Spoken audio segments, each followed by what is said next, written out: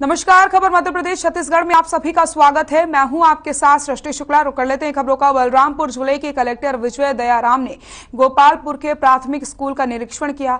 इस दौरान उन्होंने न सिर्फ बच्चों के साथ समय बिताया बल्कि उनके साथ दोपहर का भोजन भी किया। बच्चों को दिए जाने वाले भोजन की गुणवत्ता की जांच के लिए कलेक्टर ने खाना खाया और बच्चों का आईक्यू टेस्ट भी किया। इस दौरान छात्र खुश नजर आए। तो ये तस्वीरें आप देख सकते हैं जहां पर कलेक्टर विजय दयाराम ने निरीक्षण किया स्कूल का और इसी के साथ उन्होंने बच्चों का आईक्यू टेस्ट भी किया है। आपको बताते चले बच्चों के साथ उन्होंने खाना भी खाया।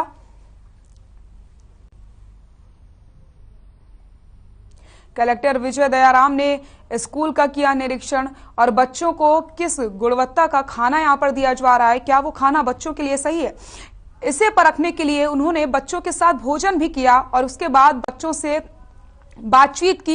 ये तस्वीरें आप देख सकते हैं जहां पर बच्चे भी किस तरीके से खुश नजर आ रहे हैं कलेक्टर के साथ।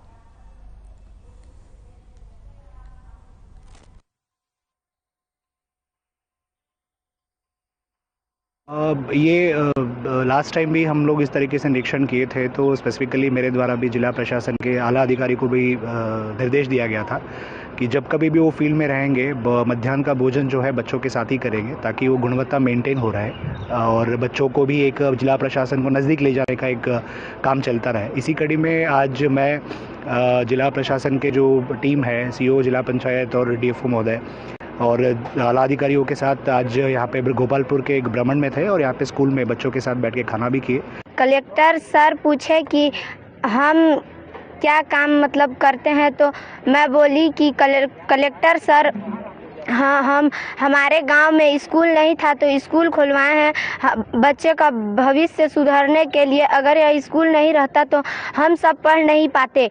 स्कूल है इसलिए हम पढ़ सकते हैं और अपना भविष्य सुधार सकते हैं। बलरामपुर जिले में इस साल किसानों को खाद की किल्लत ना हो और सभी समितियों में पर्याप्त भंडारण हो, इसके लिए जिला प्रशासन ने खाद के लिए डबल ट्रैकिंग की तैयारी की है। इसकी जांच के लिए कलेक्टर खुद गोदाम पहुंचे और पूरी जानकारी ली गई। इस मामले में कलेक्टर विजय दयाराम ने मीडिया से बातचीत करते हुए बताया कि प्रदेश से जब खाद का रैक लगता है तो बलरामपुर पहुंचने पर उसे डबल लॉक की तरह उपयोग किया जाता है। उन्होंने बताया कि यहां पहुंचने के बाद उसे पहले भंडारण कराया जा रहा है और उसके बाद समितियों में भेजा जा रहा है ताकि कहां कितना खाद जा रहा है इसकी स्थिति सही तरीके से मॉनिटरिंग की जा सके। तो आपको बताते चले संबंधित अधिकारियों को भी अहम निर्देश दे दिए गए ताकि किसी भी तरीके से खाद की कालाबाजारी ना हो पाए और जितनी खाद कहां कहां भेजी जा रही है इसकी मॉनिटरिंग अच्छी तरीके से हो जाए। इसके लिए भी यहां पर कलेक्टर सख्त नजर आ रहे हैं और हर पहलुओं पर यहां पर जांच की जा रही है। जहां जहां खाद भेजी जा रही है उसकी पूरी निगरानी की जा रही है।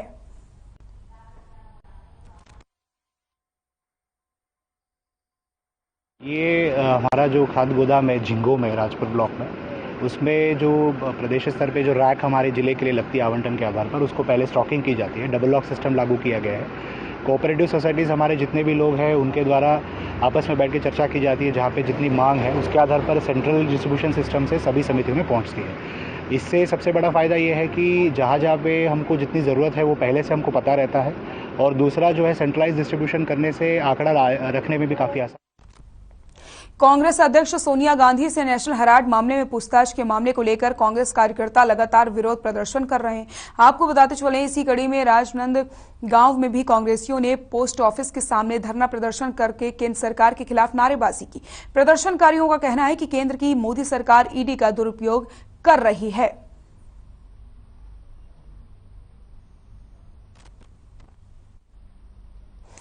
तो हेराल्ड मामले को लेकर के प्रदर्शन किया गया है। सरकार के खिलाफ जमकर नारेबाजी की गई।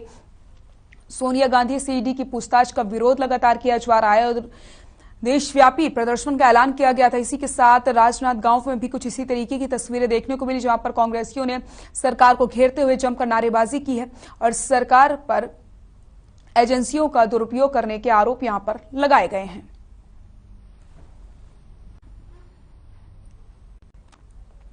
राजनांदगांव में बीजेपी किसान मोर्चा ने धरना प्रदर्शन किया। जिला सहकारी केंद्र बैंक के सामने फ्लाईओवर के नीचे बीजेपी किसान मोर्चा के किसान एकजुट हुए और धरना नाराजगी जाहिर की है। आपको बताते चले, प्रदर्शन कर रहे किसानों के मुताबिक सोसाइटी में उन्हें खाद की किल्लत झेलनी पड़ रही है, जबकि बाजार में खाद महंगे दामों में उपलब्ध है।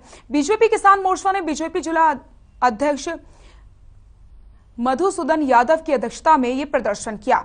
तो बीजेपी किसान मोर्चा का धरना प्रदर्शन खाद की किल्लत को लेकर के प्रदर्शन किया गया है।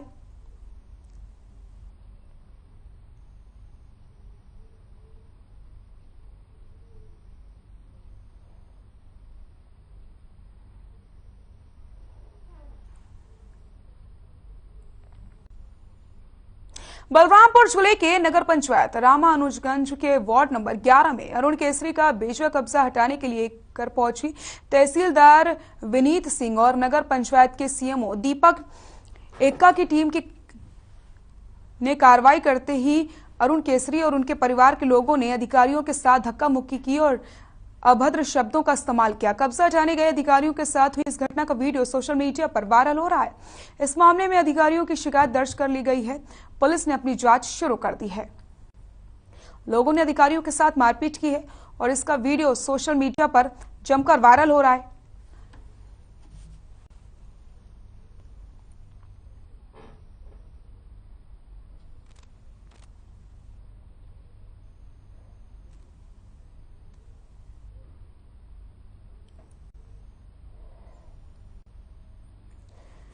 बलरामपुर जिले के नगर पंचायत रामा अनुजगंज के वार्ड नंबर 11 में अरुण केसरी का बेजवा कब्जा हटाने के लिए पहुंची तहसीलदार विनीत सिंह और नगर पंचायत के सीएमओ दीपक एक्का की टीम के कार्रवाई करते ही अरुण केसरी और उनके परिवार के लोगों ने अधिकारियों के साथ धक्का मुक्की की, अभद्र शब्दों का इस्तेमाल किया और इसी के साथ ये जो मारपीट का वीडियो है सोशल मीडिया पर वायरल हो रहा है।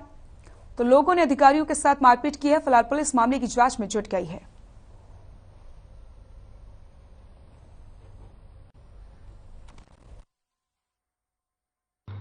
सीएमओ दीपक एक्का और उनके टीम तहसीलदार साहब और आरआई साहब पटवारी तथा पुलिस अधिकारी के साथ में टीम लेकर के अतिक्रमण हटाने हेतु वार्ड नंबर 11 में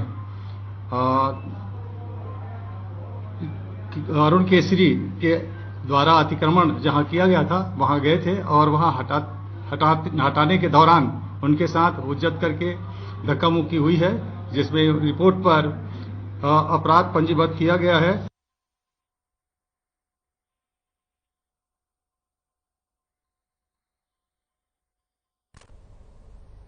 सुकमा पुलिस को एक बड़ी सफलता हाथ लगी। आपको बताते चले, फूलबगड़ी पुलिस और नक्सलियों के बीच जोरदार मुठभेड़ हुई है और इस मुठभेड़ में एक नक्सली की मौत हो गई, जबकि 2 से 3 नक्सलियों की घायल होने की खबर सामने आई है। पुलिस ने बताया कि ये मुठभेड़ केरलापाल एरिया कमेटी के साथ हुई है। तो आपको बताते चले,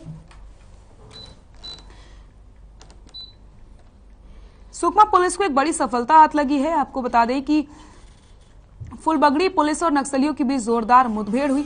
इस मुठभेड़ में एक नक्सली की मौत हो गई है, जबकि 2 से 3 नक्सलियों की घायल होने की खबर सामने आई है। पुलिस ने बताया कि ये मुठभेड़ केरलापाल एरिया कमेटी के साथ हुई है। तो पुलिस को बड़ी कामयाबी हाथ लगी, जहां पर नक्सलियों के साथ मुठभेड़ हुई है। एक नक्सली की मौत हो गई है, इसी के साथ 3 नक्सली घायल बताए जा रहे हैं।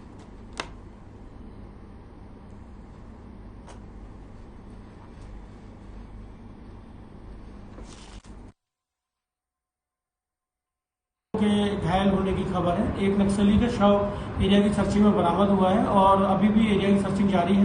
तो पूरी उम्मीद है कि अभी 3 से 4 नक्सलियों की इसमें मारे जाने की संभावना हमें दिख रही है। सुकमा जिले के नक्सल प्रभावित क्षेत्र पोलमपल्ली में थाने से महज 500 मीटर की दूरी पर नक्सलियों ने देर रात एक व्यापारी के घर में घुसकर पत्नी और बेटी के सामने हत्या कर दी। इस हत्या की जिम्मेदारी पर्चे के माध्यम से कोटा एरिया कमेटी ने ली है। गुरुवार रात लगभग 44 से 50 की संख्या में सादी वेशभूषा में नक्सलियों की मौजूदगी की जानकारी ग्रामीणों की तरफ से दी गई। इस घटना के बाद इलाके में दहशत का माहौल बन गया है। फिलहाल पुलिस मामले की जांच में जुटी हुई है और परिजनों से पूछताछ की जा रही है। तो आपको बताते चलें,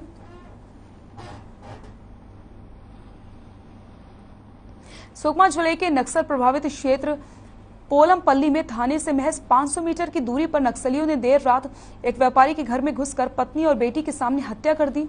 इस हत्या की जिम्मेदारी पर्चे के माध्यम से कोटा एरिया कमेटी ने ली है। आपको बता दें, गुरुवार रात लगभग 40 से 50 की संख्या में सादी वेशभूषा में नक्सलियों की मौजूदगी की जानकारी ग्रामीणों को होती है। इस घटना के बाद से इलाके में दहशत का माहौल है। फिलहाल पुलिस मामले की जांच में जुटी हुई है। तो एक व्यापारी की हत्या का मामला सामने आया है। नक्सलियों ने घर में घुस करके हत्या की है।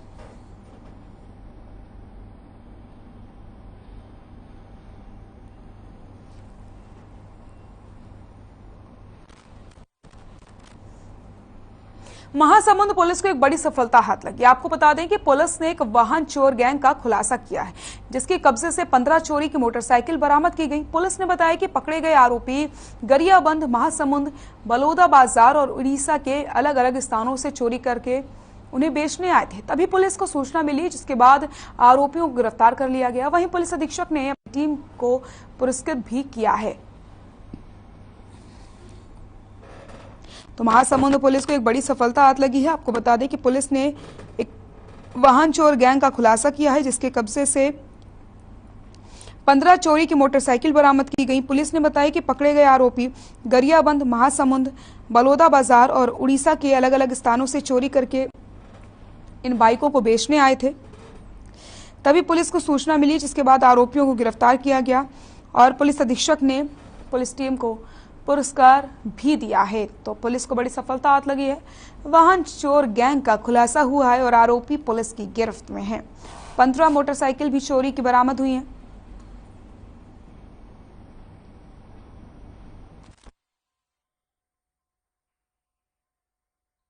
हुई थी बाइक चोरी, बाइक गुम हो जाने की शिकायतें मिली हुई थी।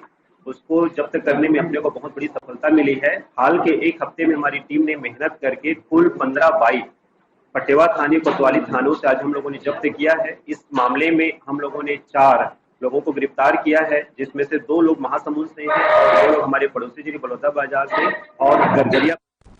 सूरजपुर व सरगुजा जिले की सीमा पर स्थित देवगढ़ प्राचीन काल में ऋषि यमदग्निगण की तपोभूमि रही है। यहाँ शिव मंदिर में शिवलिंग के मध्य भाग पर शक्ति स्वरूप पार्वती मां नारी रूप में अंकित है। यहाँ के शिवलिंग को शास्त्रों में अर्ध नारीश्वर की उपाधि दी गई।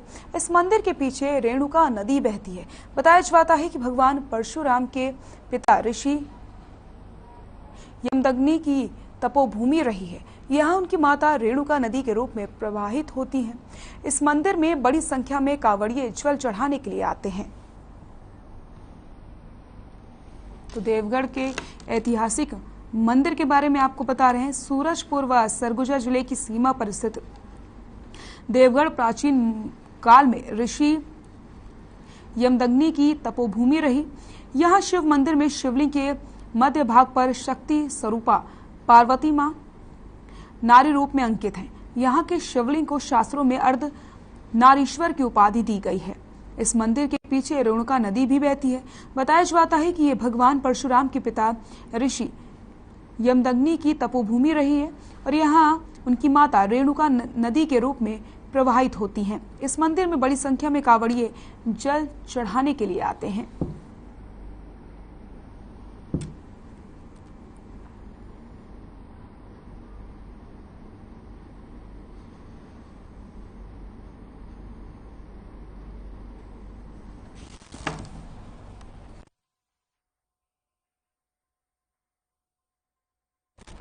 कोरोना ने एक बार फिर से पैर पसारना शुरू कर दिया है। स्वास्थ्य विभाग ने जिले में अब तक 59 कोरोना के एक्टिव केस होने की पुष्टि की। वहीं 218 लोगों की टेस्ट के बाद 5 लोग फिर से पॉजिटिव पाए गए। वहीं टीकाकरण की बात की जाए तो जिले में 67,088 लोगों को वैक्सीन की प्रिकॉशन डोज जिले में लगाई जा चुकी है। वहीं कलेक्टर राहुल देव ने लोगों से अपील की है कि मास्क का प्रयोग करें, दिनचर्या में इसे शामिल करें और सोशल डिस्टेंसिंग व टीकाकरण से ही हम कोरोना को मात दे सकते हैं और जो भी गाइडलाइंस हैं उनका पूरी तरीके से पालन किया जाए। तो कोरोना के जो केस हैं वो लगातार बढ़ते चले जा रहे हैं। ऐसे में स्वास्थ्य विभाग की तरफ से लोगों से यह अपील की जा रही है कि कोरोना गाइडलाइंस का पालन किया जाए और ज्यादा से ज्यादा वैक्सीनेशन अभियान में हिस्सा लिया जाए। कोई भी वैक्सीन से दूर ना भागे, सभी वैक्सीन जरूर लगवा लें, क्योंकि वैक्सीन से और गाइडलाइंस का पालन करके ही हम कोरोना को मात दे सकते हैं।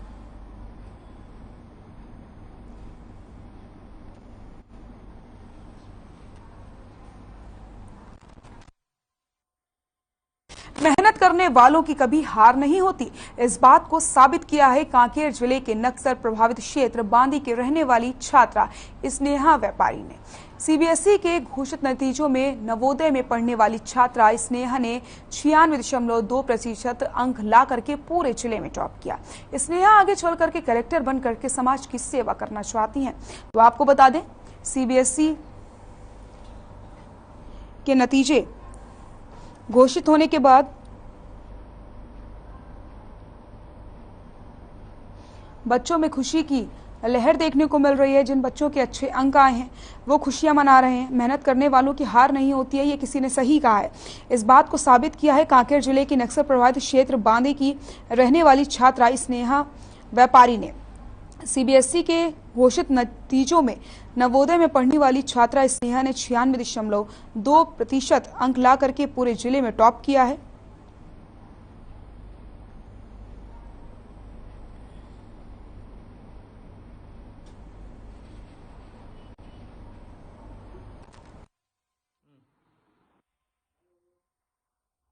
बहुत खुशी हो रही है क्योंकि बहुत हार्डवर्क भी लगा है यहाँ तक आने में। आप किसको श्रेय देना चाहेंगी? फर्स्ट ऑफ ऑल तो मैं अपने टीचर्स को थैंक यू बोलना चाहूंगी, क्योंकि नवोदय में रहते हैं तो हमारा पूरा ख्याल तो हमारे टीचर्स ही रखते हैं, हमारे सीनियर्स रखते हैं। और सेकेंडली मैं अपने पेरेंट्स को थैंक यू बोलना चाहूंगी, क्योंकि उनके इंस्पिरेशन के बिना तो ये बलौदा बाजार में चुनावी रंजिश के चलते सरपंच के द्वारा गरीबों की बस्तियों को हटाकर चारागाह बनाया जा रहा है। आपको बता दें कि बरसात के दिनों में गरीब परिवारों के घर को तोड़ करके चारागाह बनाने की तैयारी तेज हो गई है, जिसको लेकर के गरीब लोगों को नोटिस भी जारी कर दिया गया। दरअसल ये पूरा मामला भिलाईगढ़ इलाके के ग्राम पंचायत रिकोटार का है। वहीं परिवार वालों ने घर को टूटने से बचाने के लिए शासन से गुहार लगाई है। तो यहाँ पर लोगों को बेघर किया जा रहा है।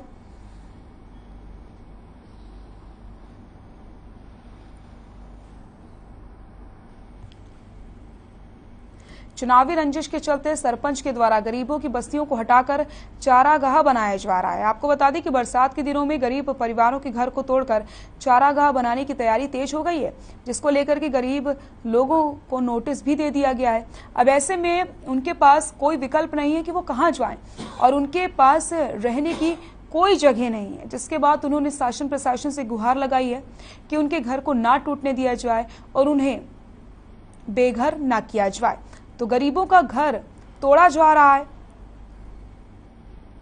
इसके लिए नोटिस भी जारी कर दिया गया है। आशियाना टूटने के डर से लोग यहां पर परेशान हो रहे हैं, शासन प्रशासन से गुहार लगा रहे हैं कि उनकी मदद की जाए।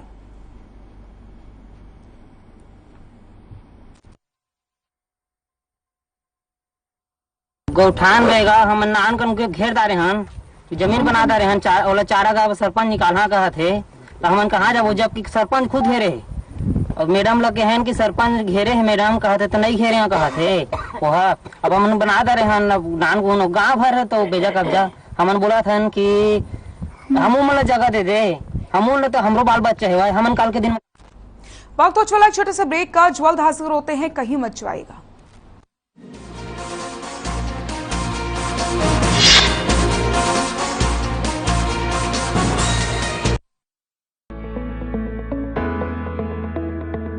अगर आप पत्रकारिता के क्षेत्र में करियर बनाना चाहते हैं तो हम सिखाएंगे आपको इलेक्ट्रॉनिक मीडिया के हर गुण। जल्दी करें, साधना एकेडमी फॉर मीडिया स्टडीज में एडमिशन शुरू हो चुके हैं, सिर्फ कुछ ही सीटें बची हैं, तो देर बिल्कुल न कीजिए। हमारा कॉन्टैक्ट नंबर है 9999131700, 9999131800, या फिर आप हमारी वेबसाइट www.sadhnamedia.com पर विजिट कर सकते हैं। आप हमें noida.sams@gmail.com पर ईमेल भी कर सकते हैं। 100% जॉब प्लेसमेंट की गारंटी। आज ही संपर्क करें। Hey, look, I can download a song really fast.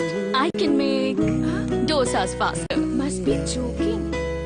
Bus, 3 easy steps. Mix with water, spread batter, fry. गाना डाउनलोड हुआ? और तब तक मैं इडली बनाती हूँ। हमने बनाया किड्स से। तो योगा का काम है कि हम उस ब्लैंक स्क्रीन को वापस ब्लैंक कर दें, हम विचारों को रोक दें ताकि हम अपने आप से कनेक्ट कर पाएं। योगा करने से आप बहुत थोड़े एफर्ट से अपनी लाइफस्टाइल डिजीज को खत्म कर सकते हैं। हमारा जो ऑब्जेक्टिव होता है वो ये जानना होता है कि आपका गोल सेटिंग क्या है। Health is the real wealth, ये एक नई डेफिनेशन जो कि एक बहुत ओल्ड सेइंग है बट एक नई तरीके से हमें समझने में मिल रही है।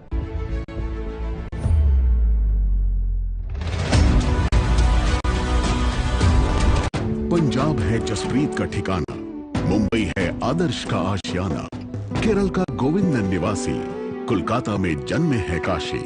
हर हिंदुस्तानी की शान ARV बियरिंग्स जोड़े साथ।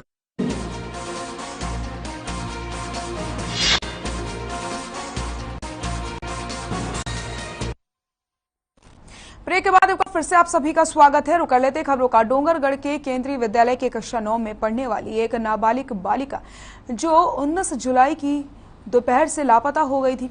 लापता होने के दूसरे दिन उसकी तलाश डगबोरा जलाशय के जंगल में की गई। लड़की की हत्या से पहले दुष्कर्म की आशंका जताई जा रही है। इसी बीच मृत बालिका एक युवक के साथ मोटरसाइकिल में बैठ करके जाने का CCTV फुटेज भी सामने आया। मामला प्रेम प्रसंग का बताया जा रहा है, लेकिन जांच कर रही पुलिस के अनुसार जिस तरह से युवती की निर्ममता से हत्या करके डैम के जंगलों में फेंका गया था, उससे इस हत्याकांड में एक से एक अधिक लोगों के शामिल होने की आशंका है। घटना की जानकारी मिलने पर पुलिस ने त्वरित कार्रवाई करते हुए 3 संदिग्ध युवक को हिरासत में लेकर के मामले की जांच शुरू कर दी है।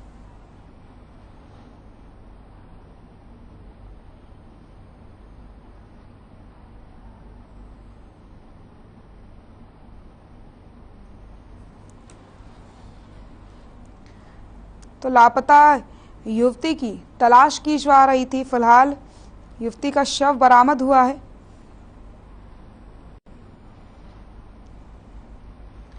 डोंगरगढ़ के केंद्रीय विद्यालय की कक्षा 9 में पढ़ने वाली नाबालिग बालिका का शव बरामद हुआ है, जो 19 जुलाई को दोपहर से लापता हो गई थी। लापता होने के दूसरे दिन उनकी तलाश डगबोरा जलाशय में की गई, जहां पर उसका शव मिला।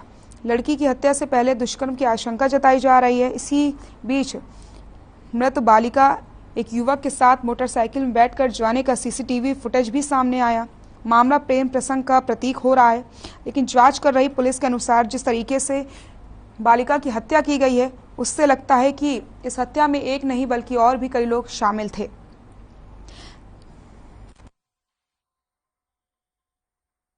ये PS डोंगरगढ़ और चौकी ओपी मोहारा का मामला है। कल शाम को एक चरवाहा ने एक अज्ञात डेड बॉडी देखा, जिसकी सूचना उन्हें त्वरित मोहारा चौकी में की और मोहारा चौकी में चूंकि डोंगरगढ़ थाना अंतर्गत है और उसने तुरंत मुझे भी खबर कराया। मैंने तत्काल रात में ही एक पार्टी घटनास्थल को रवाना किया। घटनास्थल पे जाने पे एक शव बरामद हुआ है, जिसकी पहचान अभी हो गई है और इसकी हम लोग अभी प्रारंभिक पंचनामा और PM की कार्रवाई कर रहे हैं और प्रथम दृष्टया इसमें घटनाकारी होना पाया जा रहा है और इसमें एक टीम। मानसून की मेहरबानी और निगम के जनप्रतिनिधियों की सक्रियता से इस बार जुलाई की शुरुआत में ही सभी तालाब भर गए। सूखे की मार झेल रहे महिमा सागर सहित कई और तालाब भी भर चुके हैं। तालाब भरने से यहाँ का नजारा भी बदल गया है। रामसगरी गार्डन के आइलैंड के चारों ओर लबालब पानी भरने से यहाँ का नजारा मनोरम हो गया है, लेकिन कई तालाब गंदे भी हैं। लोगों ने सफाई की मांग भी की है। तो तालाब भरने से लोगों में खुशी की लहर है, लेकिन यहाँ पर कुछ तालाब गंदे भी पाए गए हैं, जिसकी शिकायत लोगों ने की है और तालाब को साफ करवाने की मांग की गई है। मानसून की मेहरबानी और निगम के जनप्रतिनिधियों की सक्रियता इस बार जुलाई की शुरुआत में ही सभी तालाबों को भर दिया है। सूखे की मार झेल रहे महिमा सागर सहित कई और तालाब भी भर चुके हैं। तालाब भरने से यहाँ का नज़ारा भी पूरी तरीके से बदल गया है। तो लोगों में खुशी की लहर देखने को मिल रही है, क्योंकि जो सूखा काफी दिनों से था,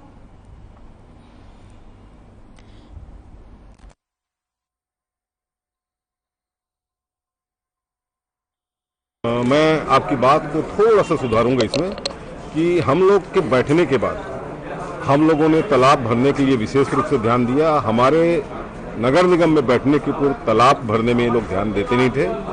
ये लोग कंक्रीट का काम किए, तालाब में पैसा खर्चा करने के काम किए, पानी भरने का काम नहीं किए। पानी भरने का काम हम लोग किए आते ही, और ये तीसरा साल है जो हम लोग तालाब भर रहे हैं। और ये बात में आपकी बिल्कुल सच्चाई है कि ये 3 सालों में पहली बार हम लोग इतना तालाब को भरे और लगभग 15 से 17 तालाब अभी हम लोग भरे हैं। और इसमें हम लोगों ने कोई विशेष मेहनत किया है, केवल और केवल पानी जाने का रास्ता। खबरों में फिलहाल के लिए इतना ही। देखते रहिए हर खबर। नमस्कार।